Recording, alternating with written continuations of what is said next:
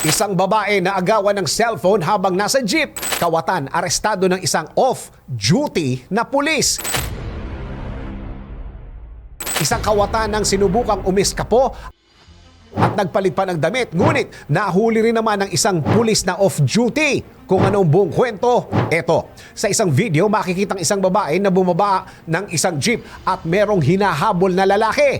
Ayon sa witness na si Police Staff Sergeant Pinhart Pareño na off-duty at sakay ng kanyang motor nang makita ang insidente, nagtaka siya kung bakit hinahabol ng babae ang naturang lalaki. Kung saan nang malaman niya raw na tangay nito ang cellphone ng babae, ay agad siyang kumilos at hinabol ang tumatakas na snatcher para mabawi ang cellphone.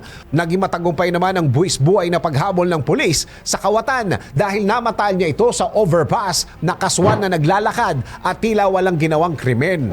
Napagdesisyonan ni Pareño na bumaba sa kanyang motor at umakyat sa overpass at doon na na-corner ang lalaki kahit pa mabilis itong nagpalit ng puting sando mula sa suot nitong itim na t-shirt para hindi mahuli.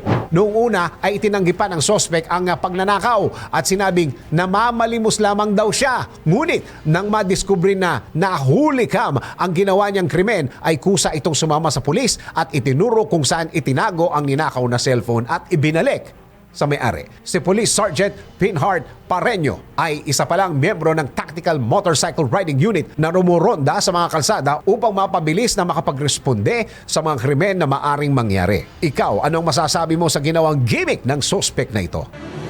DWIZ Research Report.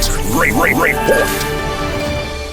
Thanks for watching. Ito po ang Aliw Broadcasting Corporation stations DWIZ 882, DWIZ News FM Regional, Home Radio 97.9, DWIZ News TV at Aliw Channel 23 nationwide. Kami po'y nagbabalita ng tama, naglilingkod ng tama. Like, subscribe, and follow.